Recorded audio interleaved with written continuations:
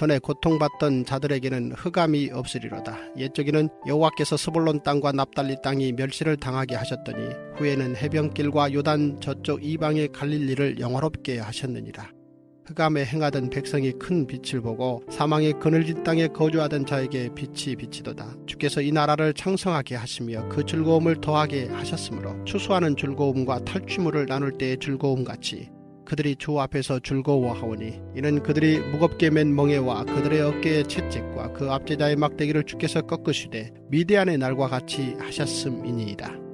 어지러이 싸우는 군인들의 신과 피 묻은 겉옷이 불에 섭같이 살라지리니 이는 한 아기가 우리에게 낳고 한 아들을 우리에게 주신 바 되었는데 그의 어깨에는 정사를 메었고 그의 이름은 기묘자라 모사라 전능하신 하나님이라 영존하시는 아버지라 평강의 왕이라 할 것임이라.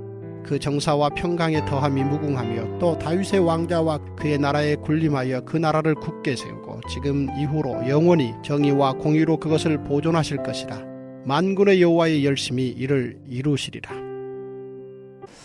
네, 그 전에도 제가 이제 말씀을 드렸지만 이거는 이제 신학적인 이론의 문제가 아니고 이게 목회 현장에서 이제 실천적인 주제인데 그 현역에 계시는 목사님들 사이에서 영원히 끝나지 않을 것 같은 주제 하나가 있습니다. 그게 뭐냐면 도대체 사람이 변하냐 안 변하냐 이 문제입니다. 그러니까 이게 목회자들 사이에서 이 주제가 나왔다는 게 굉장히 의미 있는 이유가 뭐냐면 목회하시는 목사님들은 이런 말씀, 이런 주제로 이제 토론을 할 수 있는 분들은 보통 이제 목회를 20년을 해보신 분들이잖아요. 해보신 분들이 이 말씀을 하시는 거면 어떤 결론을 냈으면 공신력이 있지 않겠습니까? 그러니까 사람이 안 변한다고 말씀하시는 목사님들도 나름의 이유가 있고 변한다고 하시는 목사님들도 나름의 이유가 있거든요. 근데 중요한 건 이제 저는 이제 어떻게 생각하느냐 이건데 저는 사람이 변한다고 생각합니다. 왜 그렇게 말할 수 있냐면 사람이 변하냐 안 변하냐를 말할 때 중요한 건 숫자가 아니라고 생각하거든요. 몇 명이 변했든 간에 실제로 사람이 변하는 일을 목격했으면 이 사람이 변한다라고 말할 수 있어야 되는 건데 저는 사람이 변하는 걸 봤습니다. 봤고 다른 그 무엇보다도 제가 변했다고 생각하는 그분의 가족들도 이 사람이 변했다는 것을 동의했기 때문에 저는 사람이 변한다는 사실을 안 믿을 수가 없습니다. 그런데 중요한 건 오늘 말씀에서도 흑암이 빛으로 변할 수 있다라고 그렇게 이야기를 합니다. 여러분 성경이 변화에 대해서 긍정적이냐 부정적이냐라고 말하면 여러분 성경은 변화에 대해서 긍정적으로 말합니다.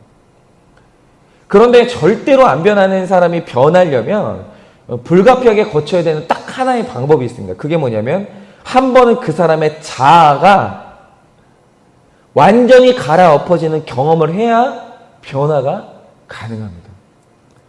그래서 오늘의 이제 말씀을 이제 보려고 하는데요.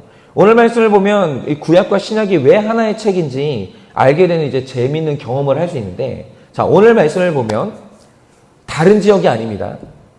오늘 말씀을 보면 스불론 땅과 납달리 땅이 멸시를 당할 거라고 이렇게 예언을 하십니다. 그런데 여기서 이 스불론 땅과 납달리 땅이 멸시를 당한다는 말의 이 역사적인 뜻이 뭐냐면 이 당시 북이스라엘 사람들은 하나님이 그렇게 의지하지 말라고 했던 애굽을 믿고 아수르와 끝내 전쟁을 벌이고 대적을 합니다. 그런데 이들이 그 무서운 아수르에 대항을 할 때는 미신 같은 신앙이 하나 있었어요.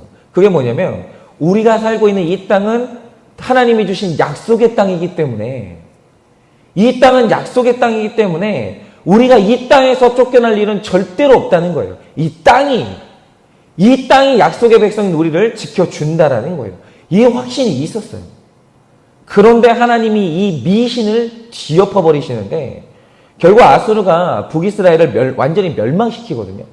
그런데 그때 멸망시킬 때 가장 먼저 짓밟힌 땅이 어디냐면 스불론과 납달리 땅이고, 심지어 이 땅을 짓밟은 다음에 아수르가 한 일이 뭐냐면 그들의 믿음과는 달리 약속의 땅에 사는 이 백성들을 전부 다 다른 나라로 쫓아버렸어요.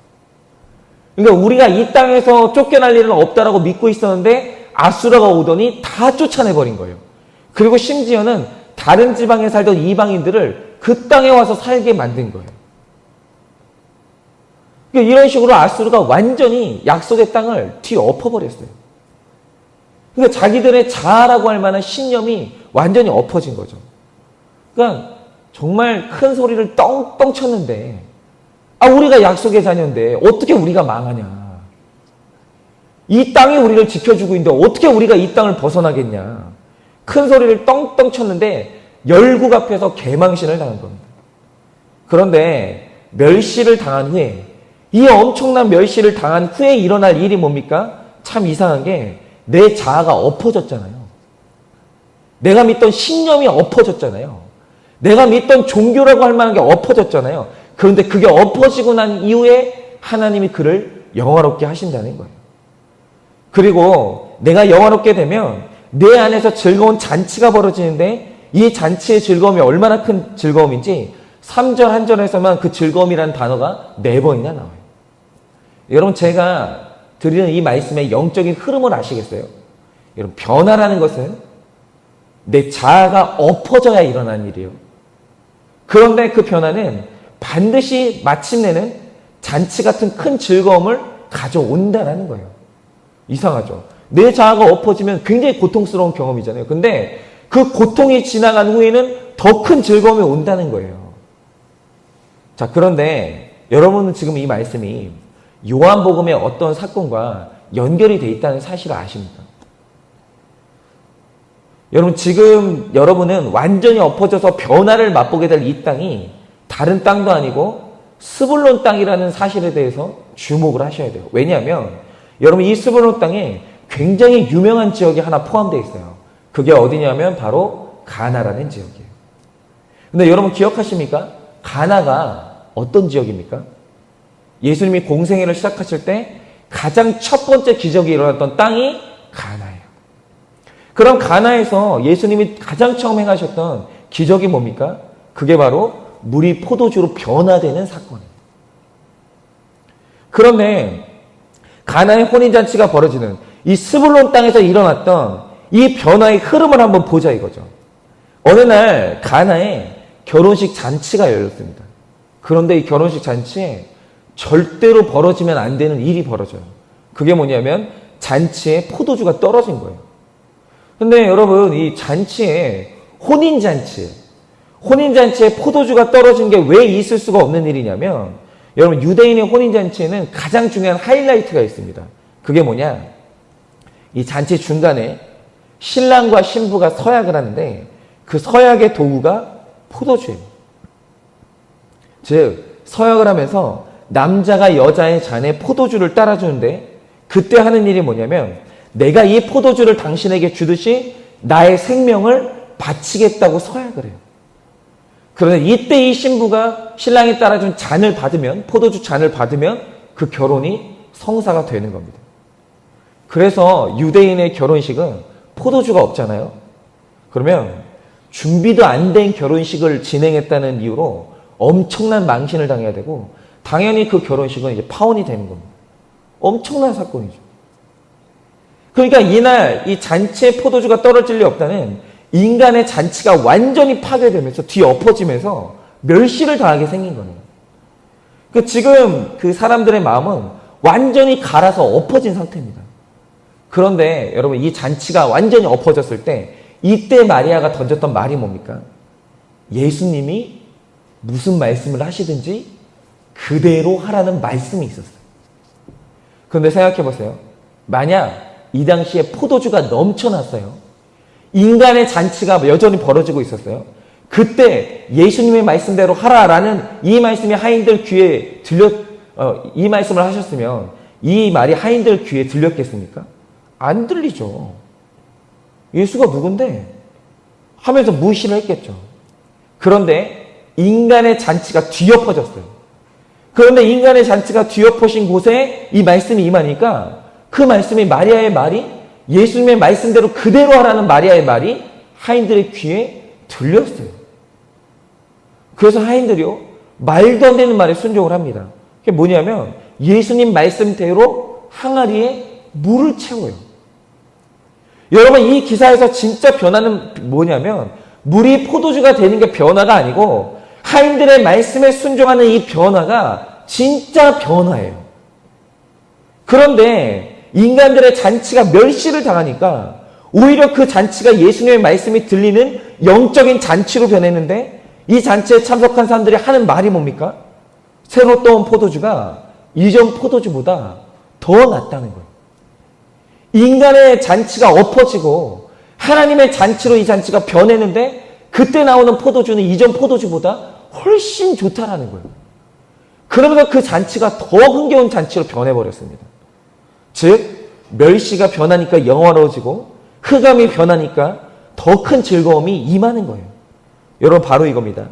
사람의 자아가 엎어지면 그때 말씀이 들려요. 사람의 신념이 엎어지면 그때 말씀이 들려요. 그런데 사람의 귀에 한번 말씀이 들면 그 인생은 그때부터 영적 잔치가 벌어지는 인생으로 변화가 되는 거예요.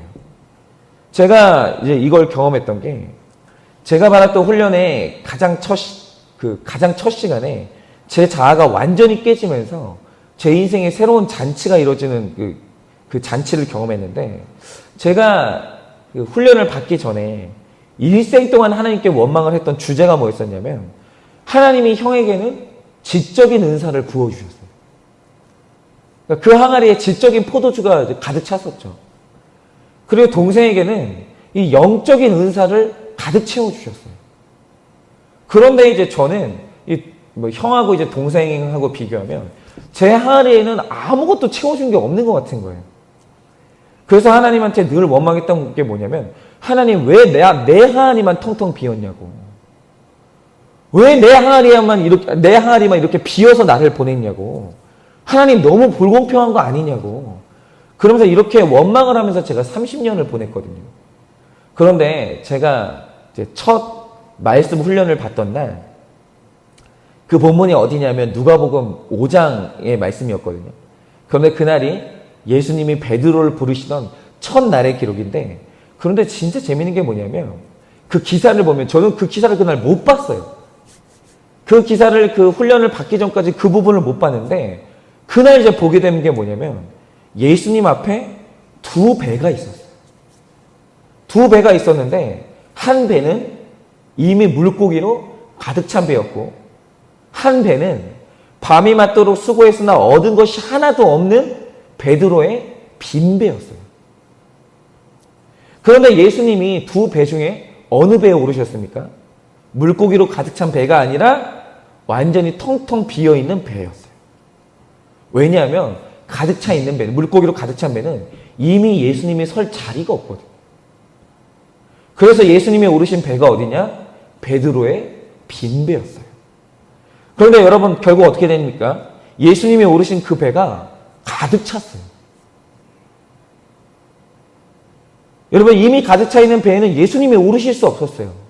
빈 배에 오르셨는데 빈 배에 예수님이 오르시니 마지막에는 더 큰 잔치가 벌어지는 거예요. 그런데 이 말을 하면서 인도자가 저한테 묻는 게 그거였어요. 목사님은 하나님이 목사님만 아무것도 안 줬다고 불평하시는데 목사님은 하나님이 목사님의 배에 밤이 먹도록 아무것도 수고한 것이 없이 빈 배로 놔뒀다고 이게 불평을 하시는데 그러면 오늘 말씀대로 해석하면 목사님이 빈 배잖아요. 그러면 혹시 세 분 목사님 중에 목사님이 하나님을 예수님을 제일 먼저 만나지 않았습니까? 라고 이제 물어보는데 그 말을 하는데 제가 망치로 한 대 얻어맞은 것 같은 충격을 받은 거예요.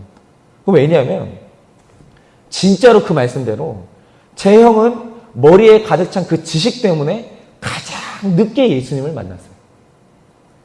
그리고 제 동생은 마음에 그 가득 찬 의로움 때문에 또 예수님을 정말 늦게 만났어요.